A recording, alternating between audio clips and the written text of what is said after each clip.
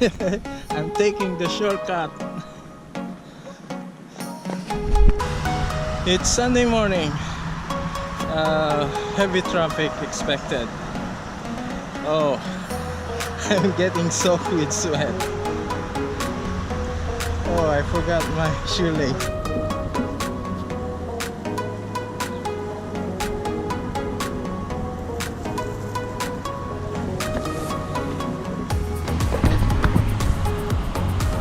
How's your day today? I'm so pumped with my new shade. 8 hours later. Woo! That was a very productive meeting.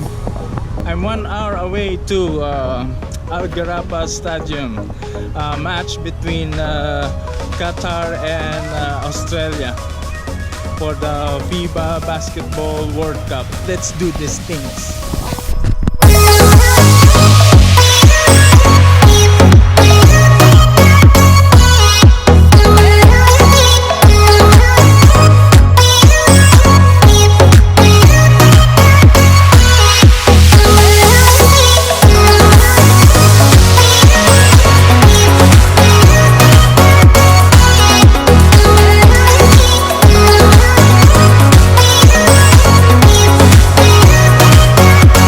Soon after.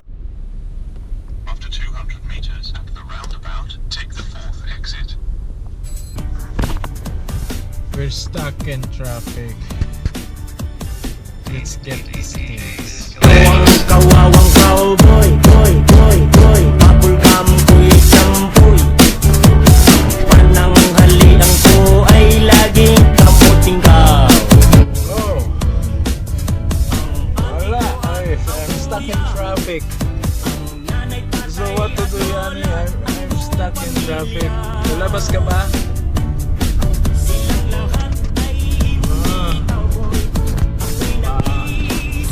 Wala na ako maabutan dun ah. Aking kabayong dala, may putonis pa. Ang kawawang cowboy. We almost arrived at the venue. Thanks God. I've talked to the guy. The game is over and Australian team wins, so I have to go back.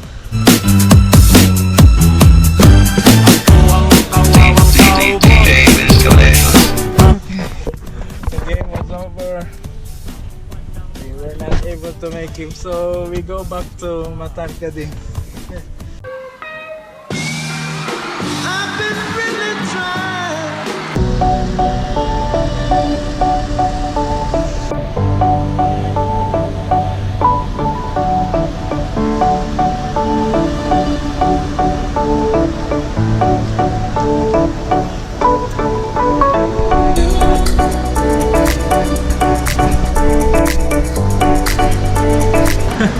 I ended up here. Voila. Got to go.